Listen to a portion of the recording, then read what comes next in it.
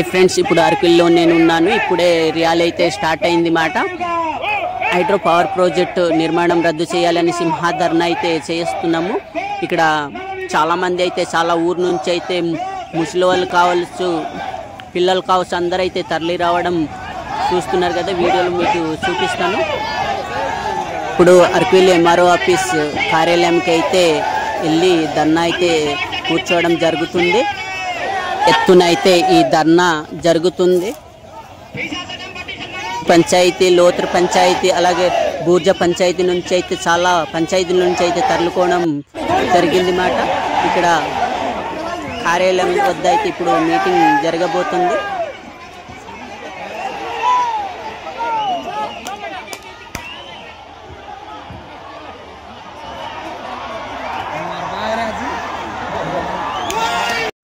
వాళ్ళ హక్కులేంటి, వాళ్ళ చట్టాలు ఏంటి అనేది కూడా ప్రభుత్వం కనీసం పరిగణన చేసుకోవట్లేదు.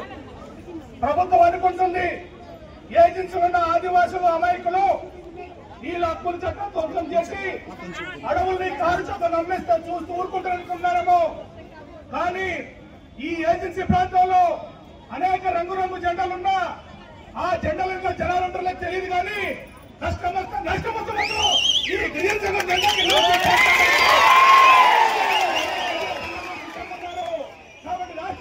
తెలియజేస్తున్నావు. గిరిజనుల జాలికి వస్తే నీ కాల్ తీసమని చెప్పి సందర్భంగా అంతేకాదు, ఈరోజు రాష్ట్ర ఉప ముఖ్యమంత్రి పవన్ కళ్యాణ్ గారు అటవీ పర్యావరణ శాఖ మంత్రిగా ఉన్నాడు. ఆయన ఒక గిరిజనులకి పోడు భూమి పట్ట ఇవ్వాలంటే అనేక ఇబ్బందులు పెడుతున్నారు. ఒక మారుమూల గ్రామాల్లో డోలి మొక్కలున్నాయి. ఆ ప్రాంతంలో రోడ్డు వేయాలంటే మన ఇదే పరిధిలో 70 రోడ్లకి అటవీ శాఖ ఆంక్షలు విధించింది.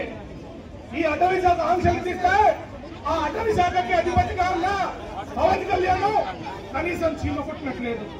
అంటే గిరిజనులకి మాత్రం ప్రయోజనం కలిగించేటట్లు, గిరిజనులకు మాత్రం మేలు చేసే విషయంలో పవన్ కళ్యాణ్ మాత్రం ఏం మాట్లాడాడు. మనకేమో రగ్గులు పంచుతాడు, మనకేమో మాడు పండ్లు పంచుతాడు, మనకేమో చెప్పులు పంచుతాడు, అదానికేమో అడవులు ఇస్తాడు, మెదవాడికి అడవులు ఇస్తాడు, నవయుగంకి అడవులు ఇస్తాడు. ఏజెన్సీ ప్రాంతాన్నింటిలో కూడా జల్లెడ బట్టి గిరిజనులు ఎక్కడ పోట్లాడుతున్నారు, గిరిజనులు ఎక్కడ మాట్లాడుతున్నారు, గిరిజనులు ఎక్కడ మీటింగ్ వేసుకుంటున్నారు పసికట్టండి అని చెప్పి డ్రోన్లు పంపిస్తారా పవన్ కళ్యాణ్ గారు? ఈ రోజు మన పట్టాలు ఇవ్వాలంటే అనుమతి ఇవ్వరు. కానీ ఈ రోజు ఏడాది ఎకరాలకి మాత్రం డ్రోన్లకు అనుమతిస్తాడు. గిరిజనులు సాగు చేస్తున్న భూమిలో దిమ్మలేమని పవన్ కళ్యాణ్ అనుమతిస్తాడా? పవన్ కళ్యాణ్ అంటుంటారు కదా, ప్రశ్నించండి అని చెప్పి. ఈ రోజు ఈ ఏజెన్సీ ప్రాంతంలో ఉన్న ఆదివాసులు ముక్త కళ్ళతో ప్రశ్నిస్తున్నారు.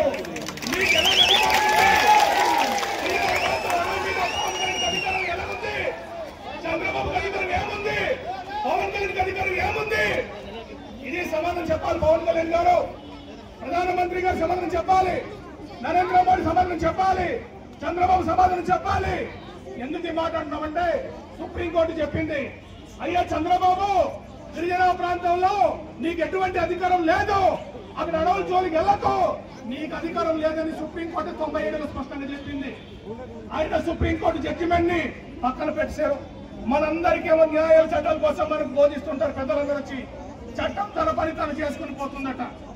మేము మొన్న పోలీసుల ద్వారా పర్మిషన్ తీసుకున్న ఉక్కుంపేటలో హైడ్రో పవర్ ప్రాజెక్టు గ్రామాలు మునిగిపోతున్నాయి, మా బాధ లేదు అధికారులు చెప్పుకుంటాము, మాకు అనుమతి ఇవ్వండి అంటే అనుమతి ఇచ్చింది పోలీసులే.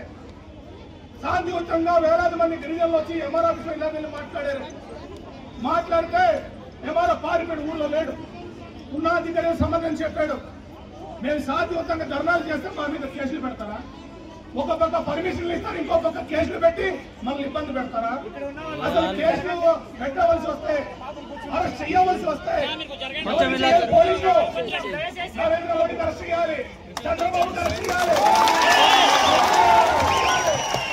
ఈ గిరిజన ప్రాంతంలో అక్రమంగా ప్రవేశించిన మెదవాడికి అరెస్ట్ చేయాలి, అదానికి అరెస్ట్ చేయాలి, నవయుగ కంపెనీకి అరెస్ట్ చేయాలి. ఆదివాసుల పక్షాన మాట్లాడుతున్న పోరాట నాయకుల మీద అక్రమ కేసులు పెట్టారు. ఇక్కడ కేసులు నా మీద పెట్టారు, మా జడ్పీటీ గంగరాజు మీద పెట్టాడు. ఆయన ఏం చేసిన ఆదివాసులు వచ్చారు, మేము మునిగిపోతూ చచ్చిపోతూ మా హైడ్రో పవర్ ప్రాజెక్ట్ ఇచ్చిన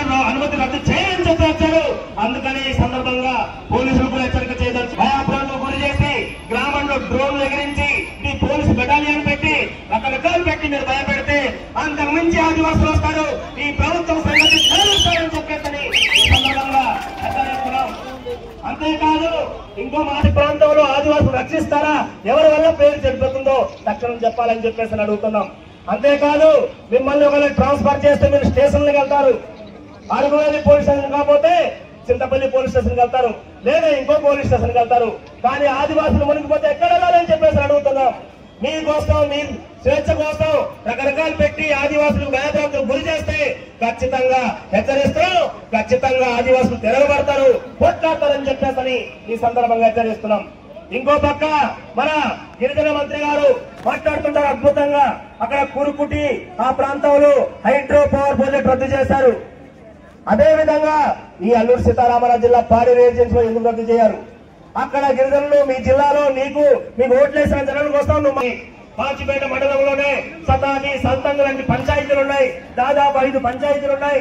5 పంచాయతీల ప్రజలు దాదాపు మునిగిపోతున్నారు. వాళ్ళు ఏంపై పనిచేశారని చెప్పి అడుగుతున్నాం. అందుకని హైడ్రో పవర్ ప్రాజెక్ట్ పేరుతోటి సౌతి తల్లి ప్రేమ ఆదివాసీ అల్లూరు సీతారామరాజు జిల్లా గిరిజనుల మీద చూపిస్తే మంత్రి గారికి భవిష్యత్తులో అల్లూరు సీతారామరాజు జిల్లాలో అడుగు పెట్టే అవకాశం లేకుండా ఆదివాసులు తరుముతారని చెప్పేసి ఈ సందర్భంగా హెచ్చరిస్తున్నాం.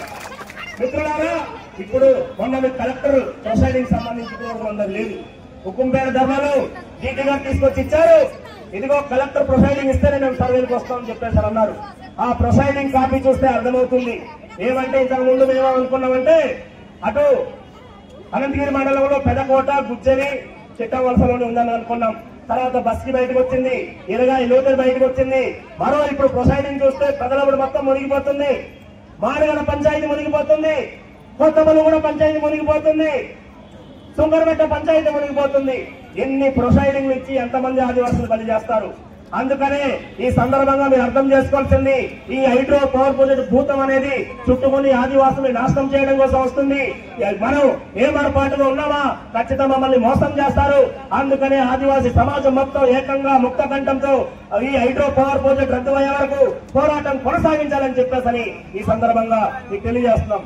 మిత్రులారా, ఈ హైడ్రో పవర్ ప్రాజెక్ట్ కట్టి ఎవరి లాభం కోసం మమ్మల్ని ఇంత ఇబ్బంది పెడతారని చెప్పేసి అడుగుతున్నాం.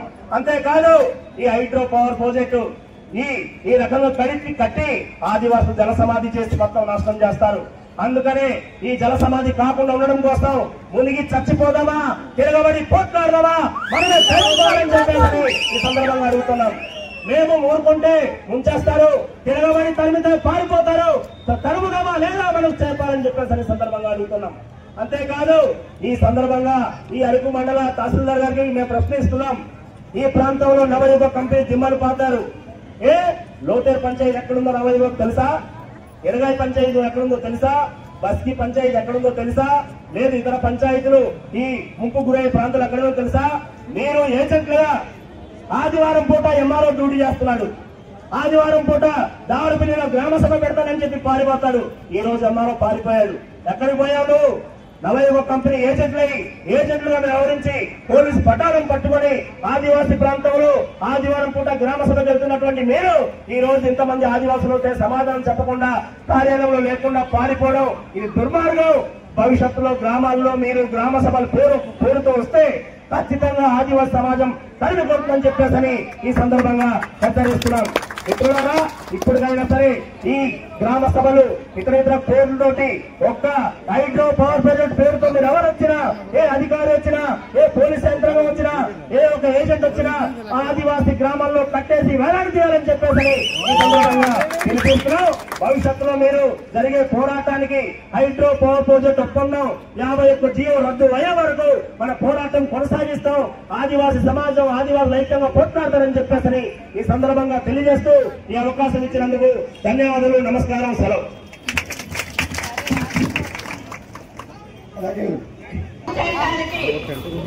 రాష్ట్ర ప్రభుత్వాన్ని చూస్తుందని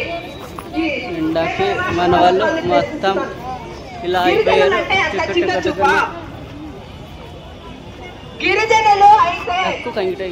హాయ్ ఫ్రెండ్స్, ఎండకు కూడా లెక్క చేయకుండా ఇక్కడైతే ఉద్యమం చేయాలనేసి జనాలు అయితే కూర్చోవడం జరిగింది మాట. ఇక్కడ చూస్తున్నారు కదా, ఇంతమంది జనాలు వచ్చారు. మన ఉద్యమం సాగాలి, హైడ్రో పవర్ ప్రాజెక్టు నిర్మాణం ఆపాలి అనేసి అయితే జనాలైతే తల్లుకొని రావడము జనాలైతే చూస్తున్నారు కదా.